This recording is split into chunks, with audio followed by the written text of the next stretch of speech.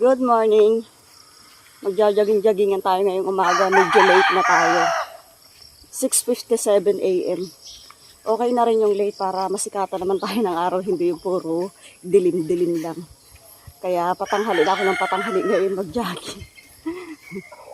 Sinisipag na parang hindi ako mapag-jogging sa umaga. Ginagawa ko sa hapon.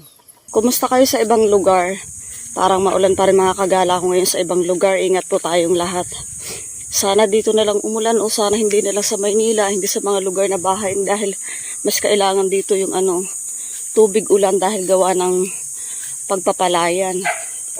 May kiraan ulit tayo dito sa aming kapitbahay. Nandito na tayo sa may labasan. Yan ay sikat ng araw. Oh. Yan ay mainit-init na. Malamig pa naman sa katawan yung init, hindi pa naman ganun kaanuhan, sakitan sa balat.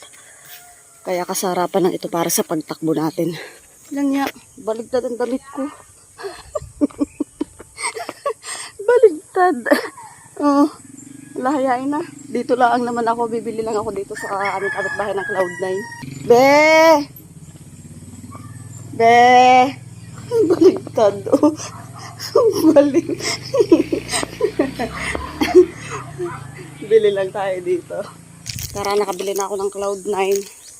Ating pang energy lang ko no pagkatapos. Tapos hindi rin ako nakaka-jogging ng mga nakaraang araw dahil may sugat yung sakong ko. Sakit.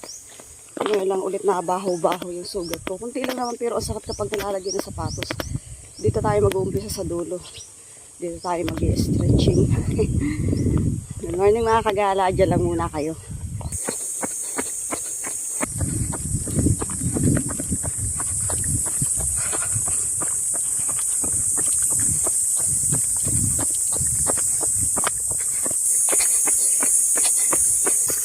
Nasa bahay pa si Dina, iwan ko pa siya doon.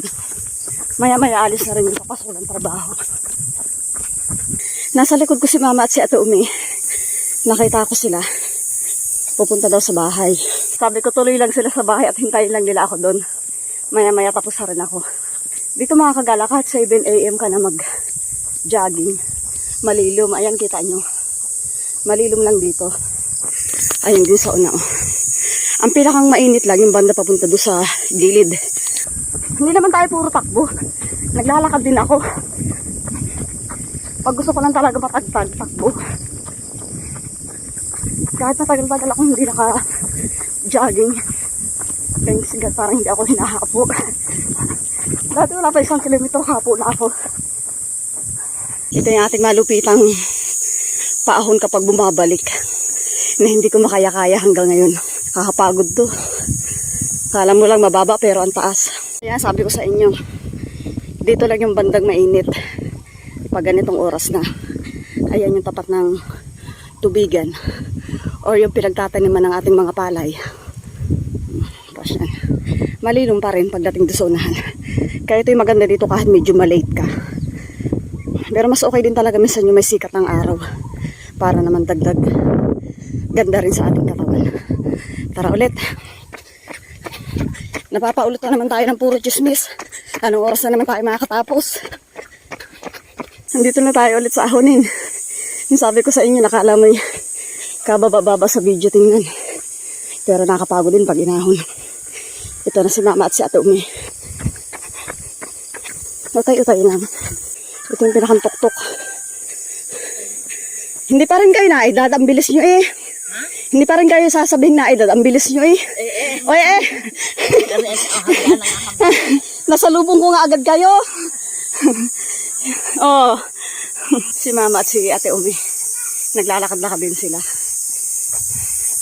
Pero nga nila hindi sila nakakatakbo ng tulad ko. Kaya lakad na lang daw sila. Ako ayos yun. Mahalaga nakakagalaw. Para ulit. Chelsea! Pasan ka na naman? Nakikisabay ka din naman talaga eh. Nakita mo na ako ipabalik ka rin. Uwi na sa inyo. Chelsea. Abot na kita. Abot kita. Abot kita. Ayaw mong pauna. Ang daya. Ang bilis. Ang daya. Ang daya, bagay na ako ng kasama, binilisan. Yabang, nakaupo na agad. Talaga naman, niyabangan ako. Balik na ulit tayo. Hanggang dito na lang tayo mga kagala ko. Okay na yun. Wala pang 4K yung inabot natin pero okay lang. Tinatamad na ako. Mahalaga na kilos tayo kahit kaunti.